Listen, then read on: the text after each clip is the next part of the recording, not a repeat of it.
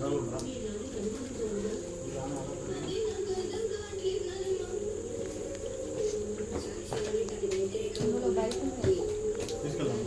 ఒకటి ఉంది సార్, ఇక్కడ ఎవరు లేరు అక్కడ బండి. ఒక ఫోటో తీసుకో. డ్రైవ్ చేసి పోయి స్కూల్ దగ్గర ఆయనే హెల్మెట్ లేదు, స్పీడ్ మనం బండి. మరి వాళ్ళ కుటుంబం పాపం దుబాయ్కి వెళ్ళి వాళ్ళు మంచి వాళ్ళ తల్లిదండ్రులు ఎంత కంటెంట్ మొన్న లాస్ట్ వీక్లో మనందరికీ వచ్చి మెడికల్ నుంచి ఆర్మూర్ కొట్టుకుంటారు, స్పీడ్లో వచ్చిండు.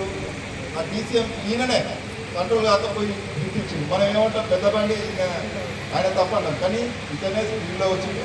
అలా రన్నింగ్లో కంట్రోల్ కాక పోయి ఇచ్చిండు, ఇద్దరు పిల్లలు చనిపోయారు.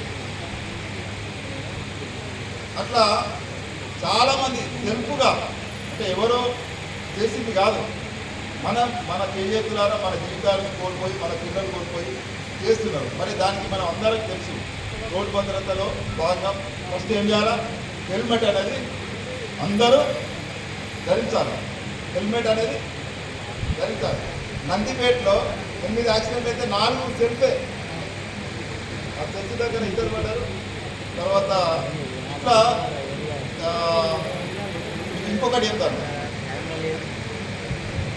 ఈ సెల్ఫ్ కాకుండా రోడ్డు నియమాలు సరిగా పాటించకుండా, ఇప్పుడు మన అందరికీ తెలుసు ఆర్మూర్లో 3 ఫంక్షన్ హాల్ ఉన్నాయి. వెంకటేశ్వర ఫంక్షన్ హాల్, దాని పక్కన ఇంకొక ఫంక్షన్ హాల్, దాని పక్కన వాళ్ళు ఏం చేయాలి? రూట్ పోయి ముందు పోయి యూటర్న్ తీసుకొని రావాలి.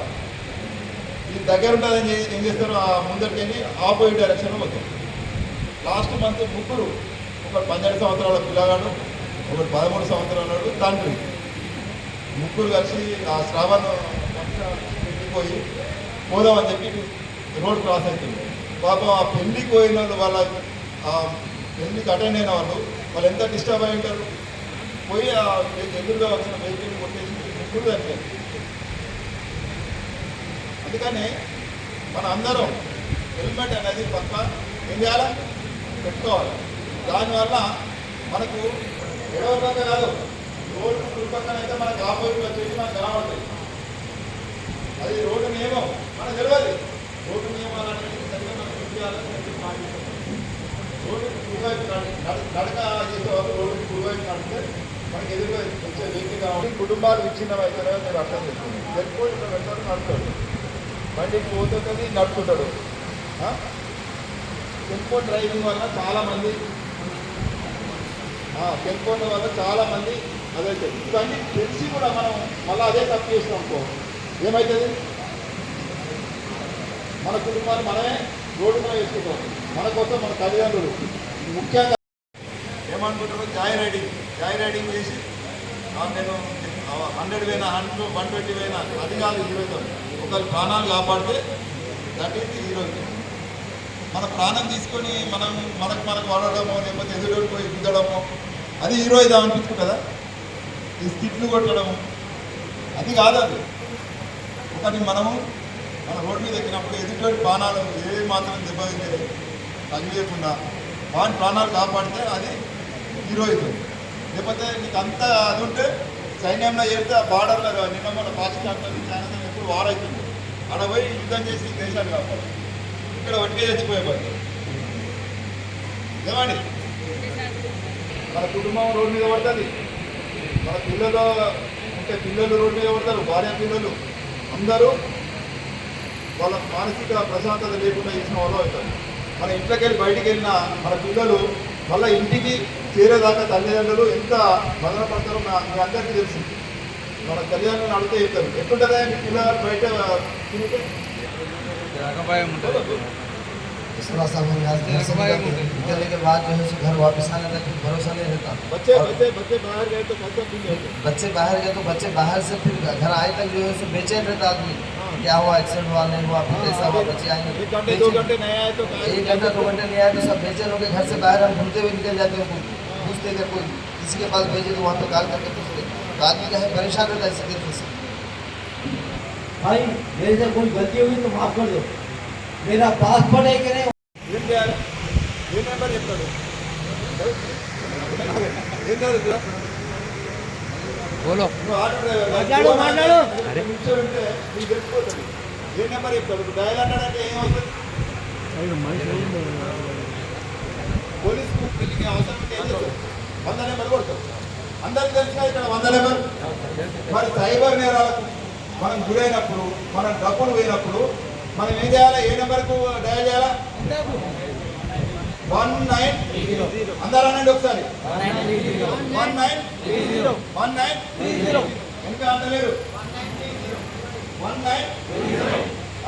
ఇప్పుడు మీరు ఎవరైనా మీ డబ్బులు తారిందాక ఇప్పుడు హోల్డ్ అయితే ఓల్డ్ అయితే సరే అనేది ఆయన సరిగా ఇవ్వలేదు. ఈ ఓల్డ్ అయితే ఎంత అనేది మీ డబ్బులు మీకు తెలియకుండా సైబర్ మోసాల బారిన పడ్డప్పుడు మనకు హార్ట్ అటాక్ వస్తుంది. హార్ట్ అటాక్ వచ్చినప్పుడు ఏం చేస్తాం? సిపిఆర్ అనేది చేస్తాం. మన కొంతమంది చెప్తే మనకు తెలిసినది. ఇప్పుడు అందరూ సిపిఆర్ చేస్తే ఆ గుండెపోటు వచ్చినప్పుడు ఒక 60% బతికే అవకాశాలు ఎక్కువ ఉంటాయి. 100% ఉండకుండా 60% ఉంటాయి. ఇది కూడా అది ఏది ఫస్ట్ ఇమీడియట్గా చేస్తుంది. దాన్ని ఏమంటారు? గోల్డెన్ అవర్ అంటారు. ఏమంటారు? Golden hour. ఎవరైతే సేవిస్తారో వాళ్ళకి పేరు కూడా రాదు.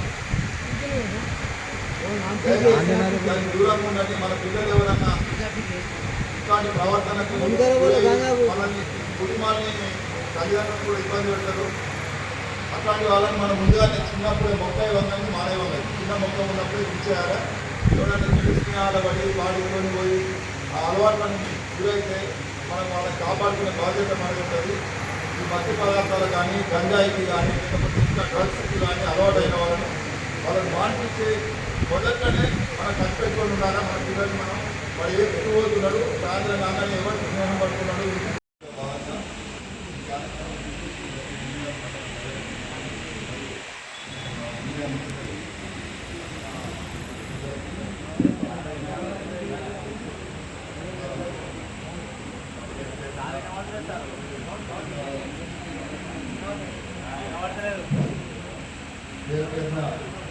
ధన్యవాదాలు. నమస్కారం. మీరు అనుకోవచ్చు ఏంటి సడన్గా కార్లందరూ పోలీసు వాళ్ళందరూ వచ్చి మా ఖాళీలో అక్కడ ఉపయోగించే చేస్తున్నారు. దీని కారణం ఏంటి? ఎంత చేసినాం జనరల్గా పోలీసు అనగానే ఏదో ఆలోచించే నిర్ణయం తీసుకోవాలి. పెద్దలకు తెలియకుండా చాలా తక్కువ చేసిన వాళ్ళు డబ్బులు